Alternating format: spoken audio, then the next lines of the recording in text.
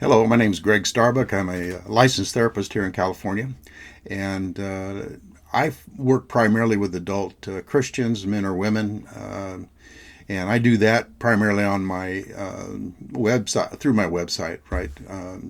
Christian Growth or ChristianGrowthTherapy.com, and that's where I manage my private practice through there online.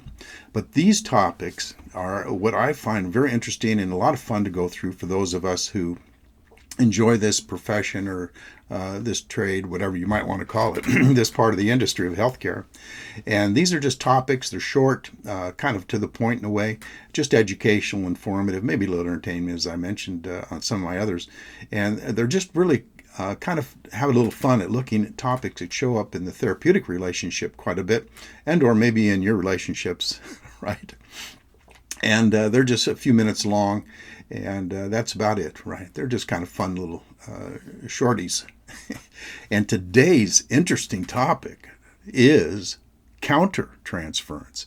Now, these all can get a little mixed up, right? You have projection, transference, and now countertransference, and it get a little bit confusing at times. But the experience of each of them is quite different.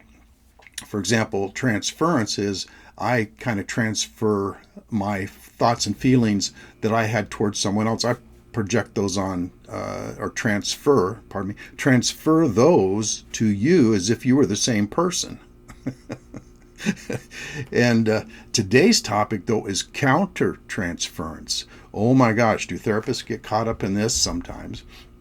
It's one of the reasons a lot of us have to do some therapy of our own early on to kind of uncover some of these. And there are some diagnoses that we might work with that just bring the worst out of us, and we've got to be very careful when that occurs, right? There could be a couple hidden pockets in us that start coming out, and oh my gosh, now we're angry with the client and don't even know what happened, and accusing them of things that they're not doing. And for some of us that may have come from troubled and struggling beginnings, right? And God bless, we were able to get through those and on the whole, and we're saved. But my gosh, we sure have a few things to work on, don't we? At least I do. And countertransference showed up most in my work with early work through the county on clinical work was with kids called reactive attachment disorder, and you can study up on that if you'd like. But I began to, as a experienced therapist, I began to run into this in adults, and I thought, this is very familiar. What is this? And it turns out this was borderline personality disorder. And if you want to experience countertransference, spend a few minutes with someone who has been diagnosed with borderline. My heart goes out to borderlines. It really does. As a Christian therapist, the Lord, just like any other professional, good therapist, or anyone really, can have a compassionate heart towards anyone who's in such pain and struggle, and I do.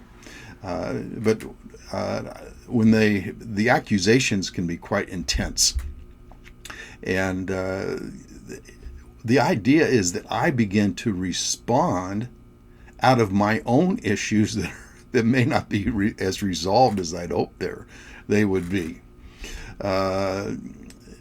Maybe they're they're coming at me, right, with some issues they had with their dad and or their mom or somebody. And something in me gets triggered on the issues that I had with my dad and my mom, and I start to escalate, and my language and my posture and my behavior kind of changes towards them. Now I'm angry and I'm transferring my issues that I may have had with someone else onto that client or that person.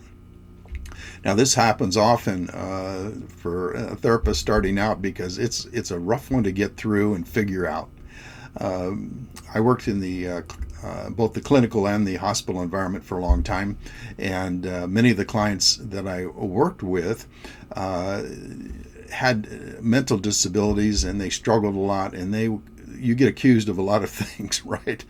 And often, if you don't have any in those environments, that hospital environment I was in for a long time, if you sort of don't have your own house in order, so to speak, your emotional house in order, you just start responding, and it happens so quick, and you got to be careful and hold on a little bit, because you'll start struggling a little bit on your own, and now they found that they can get under your skin, and so you got to get it figured out in your areas of countertransference.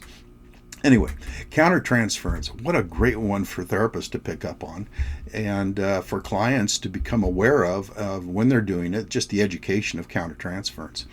Now, these topics really are just designed to be interest, right, and informative. They're not meant to be therapeutic with anyone. If you need some help or some work or something like that, then you contact someone that maybe in your community, or someone that you may come across that it might be a good match for you, and get some professional work done. This venue is just for interest and a little bit of education. Well, that was today's topic, and it's one of my all-time favorites. Therapy's not for the weak. Anyway, God bless. I'll see you on the next topic.